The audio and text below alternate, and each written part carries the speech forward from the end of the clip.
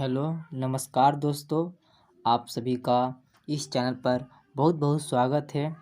आज से हम लोग कक्षा 10 यानी 10th क्लास का हिंदी का चैप्टर करना स्टार्ट करेंगे, जो कि गद्य खंड से स्टार्ट करेंगे और काव्य खंड तक चलेंगे।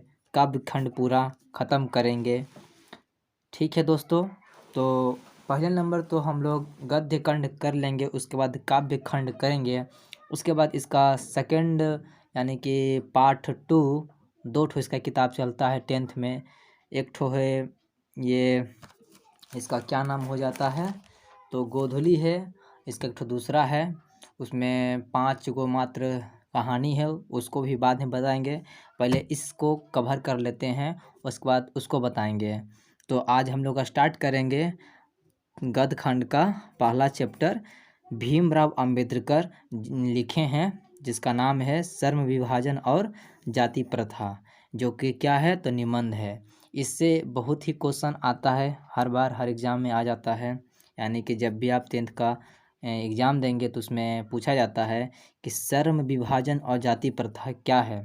तो इसका शॉर्ट में आप लोग याद रखिएगा, श्रम विभाजन और जाति प्रथा निबंध है। और पूछता है कि श्रम विभाजन और जाति प्रथा किसने लिखा है, यानी इसका राइटर कौन है, तो भीमराव अंबेडकर इनके लेखक हो जाते हैं। आप लोग इसको याद रखिएगा।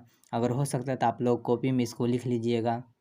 आप लोग यहाँ से अपना नोट्स बनाते हुए चलिएगा अपना हिसाब से। ये नहीं कि हम जो नोट्स देंगे उससे, बल्कि हम जो बताएंगे उससे आप नॉलेज लीजिए और अपना खुद से नोट्स बनाइए, वो ज़्यादा बेहतर रहेगा।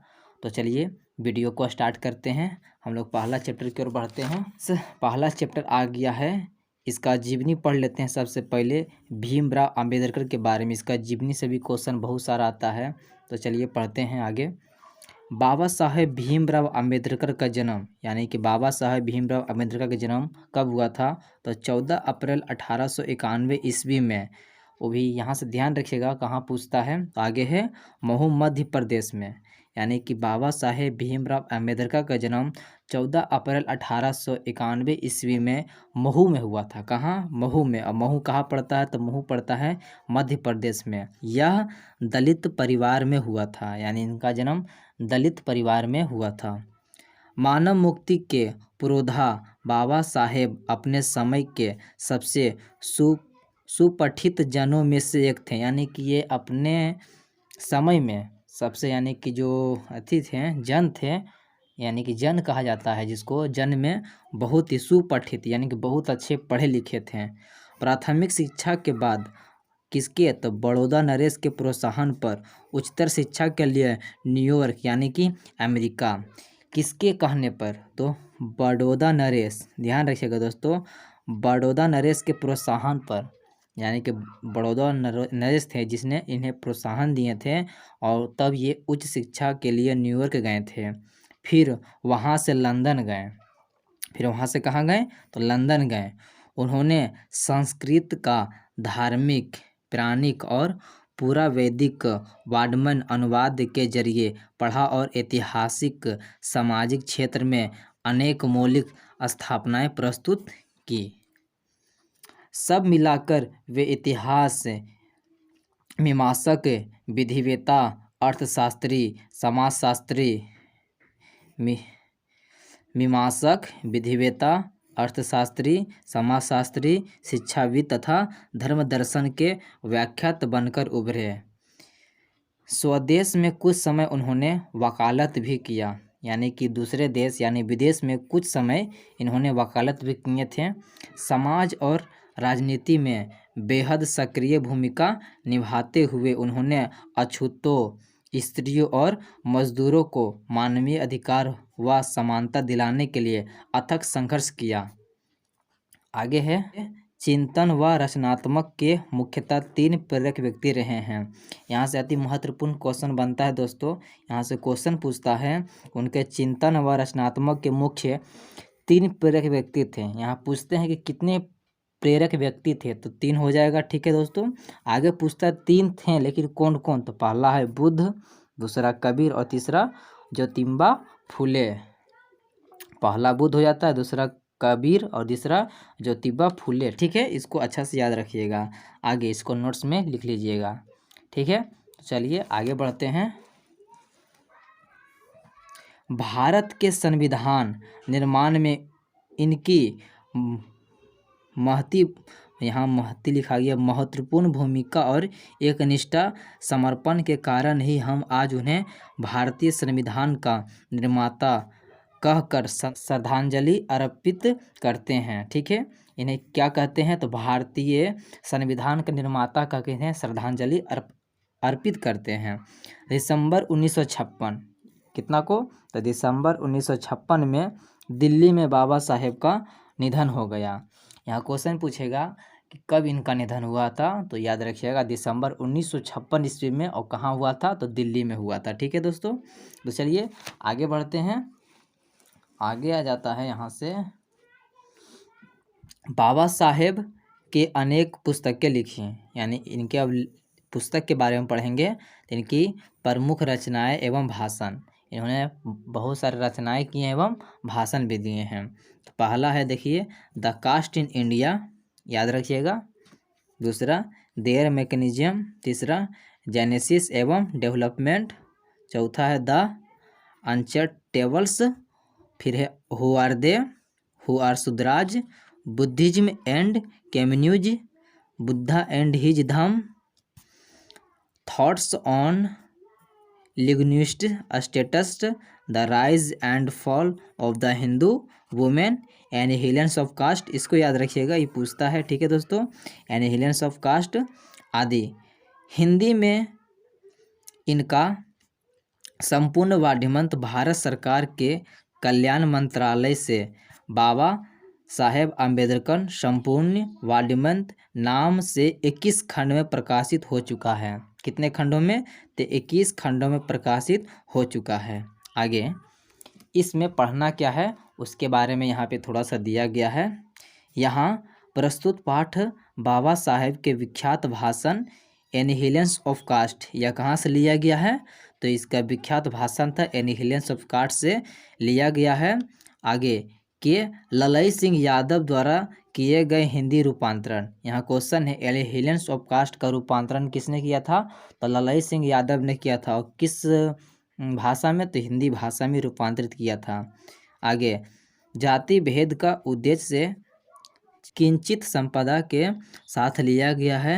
यह भाषण जाति पाति तोड़क मंडल लाहौर के वार्षिक सम्मेलन सन 1936 के अध्यक्षीय भाषण के रूप में तैयार किया गया था, परंतु इसकी क्रांतिकारी दृष्टि से आयोजकों की पूर्णतः सहमति न बन सकने के कारण सम्मेलन स्थगित हो गया और यह पढ़ा ना जा सका।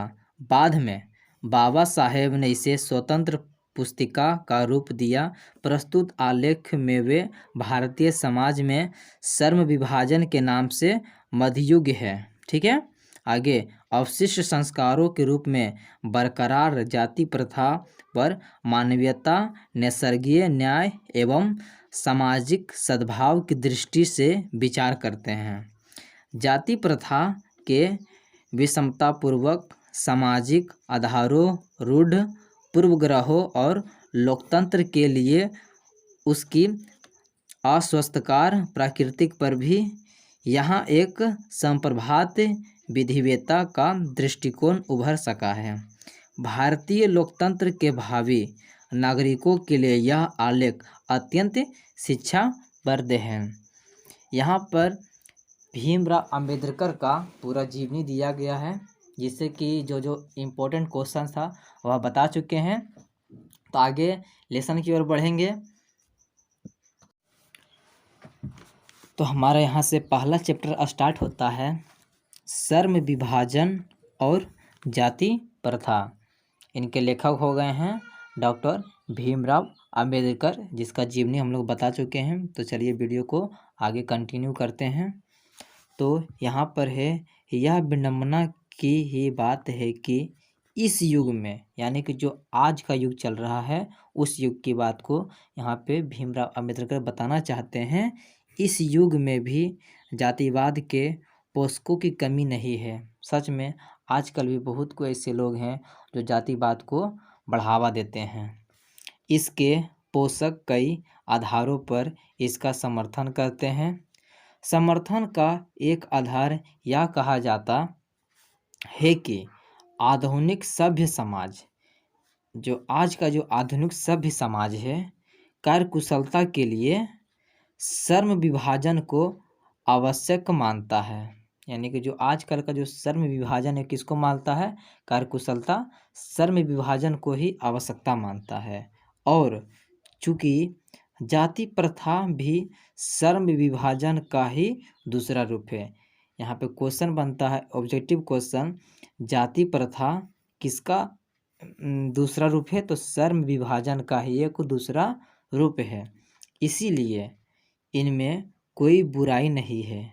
इस तर्क के संबंध में पहली बात तो यही आपत्तिजनक है कि जाति प्रथा श्रम विभाजन के साथ साथ, यहाँ क्या होता है? जाति प्रथा श्रम विभाजन के साथ साथ श्रमिक विभाजन का भी रूप लिए हुए है। यानी कि आज का जो जाति प्रथा है वह श्रम विभाजन तो करता ही है, उसके साथ साथ श्रमिक विभाजन, यानी जो काम करने वाले श्रमिक है उसमें भी विभाजन कर देता है।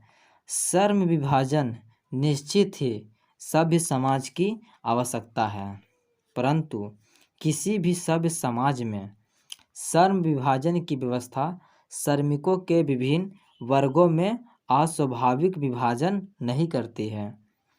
भारत की जाति प्रथा की एक और विशेषता यह है कि यह श्रमिकों का अस्वाभाविक विभाजन ही नहीं करती, बल्कि विभाजित वर्गों को एक दूसरे की अपेक्षा उच्च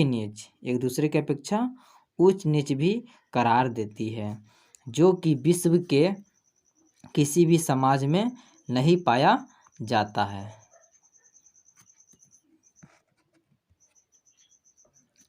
आगे है, जाति प्रथा को यदि श्रम विभाजन मान लिया जाए तो यह स्वाभाविक विभाजन नहीं है, क्योंकि यह मनुष्य की रुचि पर आधारित नहीं है। कुशल व्यक्ति या सच्चे श्रमिक समाज का निर्माण करने के लिए यह आवश्यक है कि हम व्यक्तियों की क्षमता इस सीमा तक विकसित करें जिससे वह अपने पैसा या कार्य का चुनाव स्वयं कर सके। यानी कि जो व्यक्ति को जो इच्छा है वह स्वयं कर सके। ठीक है। आगे, इस सिद्धांत के विपरीत जाति प्रथा का दूषित सिद्धांत यह है कि इससे मनुष्य के प्रशिक्षण अथवा उसकी निजी क्षमता का विचार किए बिना दूसरे ही दृष्टिकोण, जैसे माता पिता के सामाजिक स्तर के अनुसार पहले से ही, अर्थात गर्भधारण के समय से ही मनुष्य का पैसा निर्धारित कर दिया जाता है। आगे है, जाति प्रथा पैसे का दोषपूर्ण पूर्व निर्धारण ही नहीं करती, बल्कि मनुष्य को जीवन भर के लिए एक पैसे में बांध भी देती है। भले ही पैसा अनुपयुक्त या अपर्याप्त होने के कारण वह भूखे मर जाए। आधुनिक युग में यह स्थिति प्राय आती है, क्योंकि उद्योग धंधों की प्रक्रिया व तकनीक में निरंतर विकास और कभी कभी आकस्मिक परिवर्तन हो जाता है, जिसके कारण मनुष्य को अपना पैसा बदलने की आवश्यकता पड़ सकती है। और यदि प्रतिकूल परिस्थितियों में भी मनुष्य को अपना पैसा बदलने की स्वतंत्रता ना हो तो इसके लिए भूखे मरने के अलावा और क्या चारा रह जाता है। हिंदू धर्म की जाति प्रथा किसी भी व्यक्ति को ऐसा पैसा चुनने की अनुमति नहीं देती है जो उसका पैतृक पैसा ना हो, भले ही वह स्वयं परंपरागत हो। इस प्रकार पैसा परिवर्तन की अनुमति ना देकर जाति प्रथा भारत में बेरोजगारी का एक प्रमुख व प्रत्यक्ष कारण बनी हुई है। इस प्रकार हम देखते हैं कि श्रम विभाजन की दृष्टि से भी जाति प्रथा गंभीर दोषों से युक्त है। जाति प्रथा का श्रम विभाजन मनुष्य की स्वस्थता पर निर्भर नहीं है। यहाँ क्वेश्चन बन जाएगा, जाति प्रथा श्रम विभाजन मनुष्य की स्वस्थता पर निर्भर है या नहीं है, तो आपका आंसर हो जाएगा नहीं है। मनुष्य की व्यक्तिगत भावना व व्यक्तिगत रुचि का इसमें कोई स्थान अथवा महत्व नहीं रहता। इस आधार पर हमें यह स्वीकार करना पड़ेगा कि आज के उद्योगों में गरीबी और उत्पीड़न इतनी बड़ी समस्या नहीं जितनी यहाँ की बहुत से लोग निर्धारित कार्य को अरुचि के साथ केवल विवशवास करते। ऐसी स्थिति स्वभावतः मनुष्य को दुर्भावना से ग्रस्त रहकर टालू काम करने और कम काम करने के लिए प्रेरित करती है। ऐसी स्थिति में जहाँ काम करने वाले का ना दिल लगता हो ना दिमाग, कोई कुशलता कैसे प्राप्त की जा सकती है। अतः यह निर्विवाद रूप से सिद्ध हो जाता है कि आर्थिक पहलू से भी जाति प्रथा हानिकारक प्रथा है, क्योंकि यह मनुष्य की स्वाभाविक प्रेरणा, रुचि व आत्मशक्ति को दबा कर उन्हें अस्वाभाविक नियमों में जकड़कर निष्क्रिय बना देती है। अब मैं समस्या के रचनात्मक पहलू को लेता हूँ। अब किसके बारे में बोला जा रहा है, तो समस्या के रचनात्मक पहलू के बारे में बताया जा रहा है। मेरे द्वारा जाति प्रथा की आलोचना सुनकर आप लोग मुझसे यह प्रश्न पूछना चाहेंगे कि यदि मैं जातियों के विरुद्ध हूँ तो फिर मेरी दृष्टि में आदर्श समाज क्या है। अब तो यहाँ तक तो पढ़ लिया कि जाति प्रथा खराब है, तो आदर्श समाज क्या होना चाहिए, इसके बारे में तो आप लोग का प्रश्न उठता होगा। तो यहीं पर भीमराव अम्बेडकर बताना चाहते हैं कि मेरा उत्तर होगा कि मेरा आदर्श समाज स्वतंत्रता, समानता, यहाँ ध्यान रखिएगा क्या कह रहा है, स्वतंत्रता, समानता, भारतत्व पर आधारित होगा। क्या यह ठीक नहीं कि यहाँ पे है, क्या यह ठीक नहीं है भारतत्व अर्थात भाईचारे में किसी को क्या आपत्ति हो सकती है। यहाँ तो कोई आपत्ति नहीं है। किसी भी आदर्श समाज में इतनी गतिशीलता होनी चाहिए जिससे कोई भी वांछित परिवर्तन समाज के एक छोर से दूसरे छोर तक संचारित हो सके। ऐसा समाज के बहुविध हितों में सबका भाग होना चाहिए तथा सबको उनकी रक्षा के प्रति सजग रहना चाहिए। सामाजिक जीवन में अबाध संपर्क के अनेक साधन व अवसर उपलब्ध रहने चाहिए। तात्पर्य यह कि दूध पानी, यहाँ ध्यान रखिएगा, दूध पानी के मिश्रण की तरह भाईचारे का यही वास्तविक रूप है और इसी का दूसरा नाम लोकतंत्र है। क्योंकि लोकतंत्र के केवल शासन की एक पद्धति ही नहीं, लोकतंत्र मूलतः सामूहिक जीवनचर्या की एक रीति तथा समाज के सम्मिलित अनुभवों के आदान प्रदान का नाम है। लोकतंत्र किसे कहते हैं, तो लोकतंत्र मूलतः सामूहिक जीवनचर्या की एक रीति तथा समाज के सम्मिलित अनुभवों के आदान प्रदान का नाम है। इसमें यह आवश्यक है कि अपने साथियों के प्रति श्रद्धा व समानता का भाव हो। यहीं पर यह चैप्टर समाप्त होता है। आप सभी से मिलेंगे इसके नेक्स्ट चैप्टर में। तब तक के लिए जय हिंद, जय भारत।